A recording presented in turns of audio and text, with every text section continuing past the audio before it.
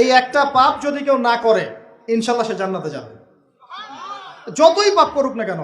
বাসায় মা বোন যারা আছে অনেকেই দেখা যায় চুল আশ্রয় চিরুনি পরে গেলে বলে আজকে মেহমান আসবে।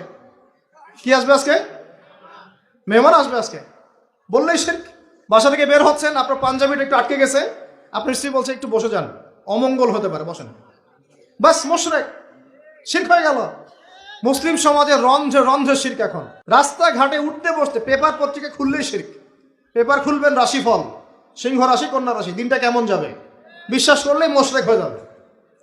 রাস্তার পাশে টিয়া পাখি দিয়ে ভাগ্য পরীক্ষা করছে, হাতটা দেখে দেন তো ভাই কি আছে, বললেই শিরক হয়ে যাবে।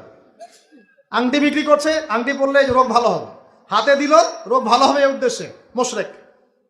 হাতে দিয়েছে রোগ ভালো হবে, আমার ডায়াবেটিস ভালো হয়ে যাবে, বিসমিল্লাহ, ব্যাস মুশরিক, নাউজুবিল্লাহ। এই আকীদা নিয়ে পড়লেই মুশরিক।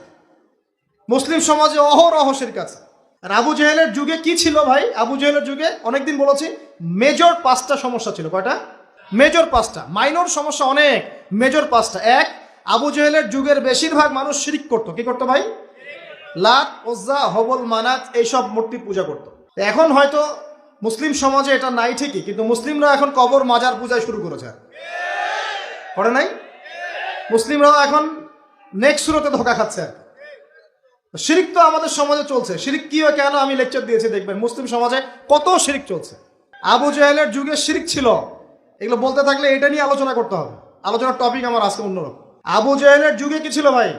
শিরক ছিল, সমাজে রন্ধ্রে রন্ধ্রে শিরক ছিল। এখনকার সমাজেও শিরক আছে।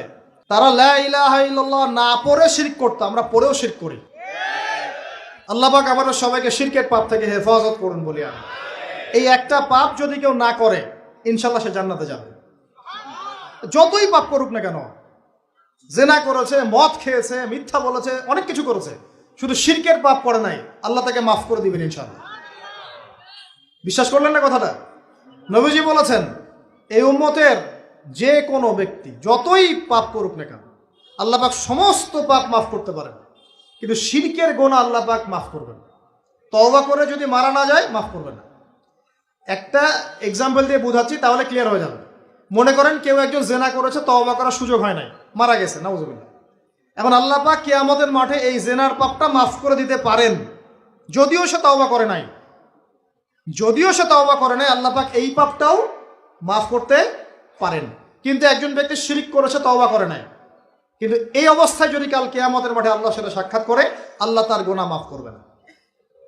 এই শিরক আর অন্য পাপের এই হলো পার্থক্য। তাহলে সবচেয়ে কোন বিষয়টা থেকে আমাদের বেঁচে থাকা উচিত ভাই? শিরক কিও কেন, একটা বই পাওয়া যায়, কিনে নেবেন। কিতাবুত তাওহীদ একটা বই আছে, পড়ে নেবেন। কোরআন সুন্নাহর আলোকে বিশুদ্ধ আকীদা, এরকম অনেক বই পাওয়া যায়। আর আকীদা সংক্রান্ত একটা অনবদ্য বই হলো আল আকীদা আত তাহাওয়িয়া। এই 4-5টা বই পড়লে আপনার শিরকের কনসেপ্ট ক্লিয়ার হয়ে যাবে ইনশাআল্লাহ। আল্লাহ পাক আমাদেরকে পড়াশোনা করার তৌফিক দান।